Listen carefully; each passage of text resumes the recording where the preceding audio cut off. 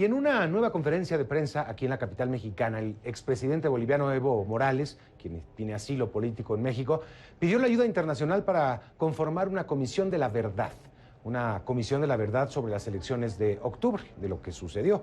Volvió a responsabilizar a sus adversarios políticos por la crisis en su país. Rey Rodríguez tiene los detalles. El expresidente de Bolivia, Evo Morales, propone crear una comisión de la verdad integrada por organismos internacionales y el Papa Francisco para revisar el proceso electoral del pasado 20 de octubre en su país y que derivó en una crisis que llevó al exmandatario a renunciar a su cargo y pedir asilo en México. Aunque en un encuentro con la prensa aseguró que no se opone a nuevas elecciones. No me opongo, si las soluciones, nuevas elecciones, que sea bienvenido. Y se tiene que viabilizar la asamblea, mejor, porque escuchamos por los medios de comunicación que querían garantizar más elecciones por decreto. Eso también está en contra de la Constitución. El exmandatario boliviano manifestó en México, país en el que está asilado, su respaldo a las protestas sociales en Bolivia y arremetió contra la presidenta interina Yanine Áñez, quien acusa a Evo Morales de ser el responsable de la situación en el país y cometer fraude en los comicios pasados. Escuché por ahí algunas autoridades del gobierno de facto, yo estoy organizando, yo soy dirigente sindical, para tomar decisiones, sean marchas, corte de caminos, o huelgas de hambre, se deciden ampliados en reuniones. Entonces, ¿qué reunión puede hacer desde aquí? Son acusaciones para decir que Evo está agitando. Y quiero decir, yo saludo a los movimientos sociales movilizados contra el golpe de Estado, movilizaciones pacíficas. La presión de la oposición y las Fuerzas Armadas en Bolivia obligaron a dimitir a Evo Morales a la presidencia del país, en medio de una crisis política que se agravó ante los cuestionamientos al escrutinio de las elecciones presidenciales. Morales ha insistido que tomó la decisión de renunciar para evitar un baño de sangre en Bolivia, donde las protestas se mantienen desde hace ya un mes. Rey Rodríguez, CNN, Ciudad de México. Bueno, vamos a hablar de todo esto, qué está sucediendo con Bolivia y en América Latina. Por supuesto, me acompaña en el estudio el analista, ex embajador de México en Cuba, Ricardo Pasco, para analizar la crisis sociopolítica primero en Bolivia, si te parece, porque pues estamos ante una región que está ardiendo. Arde Ricardo. América Latina. Sí. Arde América Latina, de derechas, de izquierdas, incluso de centros, pero es un fenómeno que está arrasando en toda la zona. Ahora estamos viendo tanto el ejemplo de Colombia mañana, ¿Sí? como incluso las elecciones próximas en Uruguay, que si bien no es una manifestación en el sentido de protesta, sí hay la fuerte posibilidad de un cambio de mando político en Uruguay, lo cual entonces vendría un poco a reforzar la idea de que por todos lados la gente está expresando un descontento, un desconcierto. Es entre un reclamo democrático, Mario, pero también un descontento con la ineficacia de la política y quizás hasta un cuestionamiento de la validez de la democracia disfuncional en muchos países. Y un cuestionamiento de los sistemas políticos, ya sean de derecha o de izquierda, ¿no? Estamos viendo la crisis en Chile, en Argentina, en Uruguay pues tampoco se alcanza una mayoría, hay balotaje, segunda vuelta, pero pasó lo mismo en Bolivia, es decir, el presidente no alcanza, aparentemente, según lo que podemos saber, no alcanza una mayoría que le dé, pues que donde no haya una segunda vuelta, aparentemente pues ahí es donde se denuncia un fraude, es decir, hay también una sociedad dividida en la zona. No, absolutamente. Bolivia es una sociedad dividida, muy acostumbrada a la lucha dura. Hay que recordar que Bolivia es el país que más golpes de Estado ha vivido en América Latina. Ha sufrido 23 intentos de golpe de Estado, como solamente la mitad han funcionado, pero 23 intentos de golpe de Estado en Bolivia en su historia, lo cual te habla de inestabilidad por un lado, de una gran división social y de una conflictividad que hoy se está confirmando. Y una oligarquía muy poderosa también, ¿no? Oligarquía por un lado, no hay que olvidar que, por ejemplo, el Hotel María Isabel Sheraton se llama María Isabel por el dueño de las minas de estaño de Bolivia, de Patiño.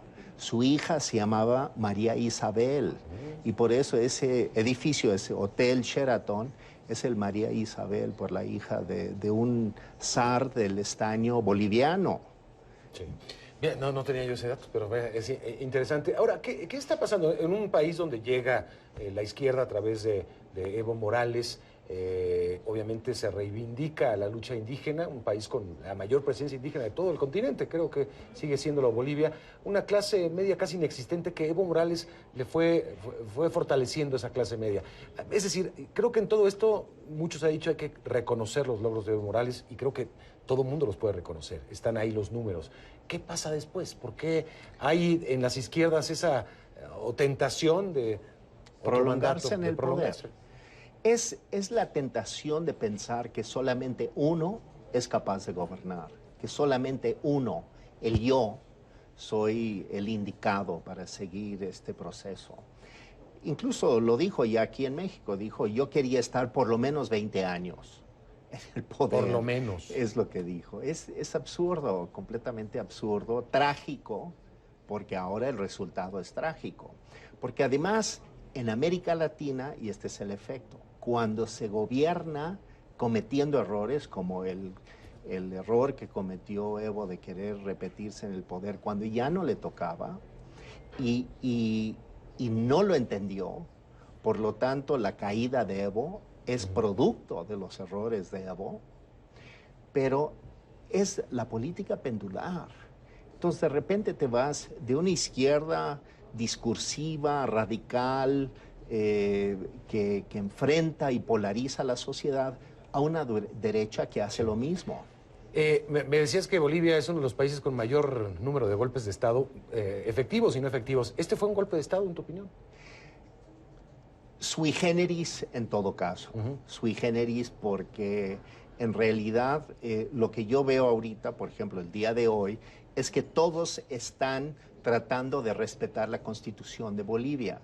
Tanto la presidenta de facto como el MAS, que tiene mayoría en la Asamblea Nacional, y entonces cada quien está discutiendo cómo convocar las elecciones y que se tiene que convocar rápidamente para que a finales de enero ya pueda tomar posesión el nuevo presidente o presidenta.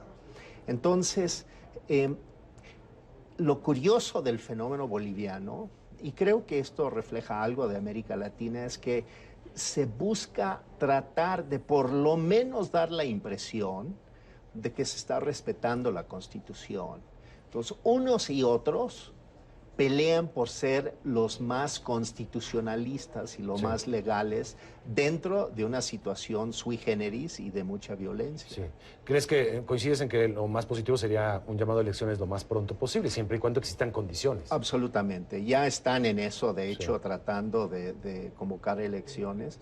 Yo creo que la gran discusión es si Evo Morales puede volver a repetir y ser candidato, que es absolutamente obvio para mí que quiere seguir gobernando a Bolivia, y este es el grave error que cometen los dirigentes políticos. No tienen la sensibilidad de entender que hay que hacerse para atrás. Fidel Castro nunca lo hizo. Quien sí lo hizo fue Mandela. Mandela, con una gran sabiduría, le dio un marco de relación entre las razas en Sudáfrica y supo retirarse terminado su gestión. Fue un gesto de una gran inteligencia y sabiduría política que no vemos en los políticos latinoamericanos. Oye, estamos viendo también en Nicaragua más de un año de protestas con un régimen de Daniel Ortega también, bueno, digamos es... No, Nicaragua, Chile, los conflictos que se dieron en Argentina, que de alguna manera se han apaciguado, pero es el efecto péndulo en Argentina. Se fueron de Macri, ahora regresan los peronistas, son capaces de volver en 4 años al macrismo en Argentina. ¿Por qué? porque ninguno de los dos, las dos fuerzas políticas muestran capacidad de dar salida al entramado social que no resuelve sus problemas. Sí, no hay nuevos actores tampoco políticos en la región. Tampoco.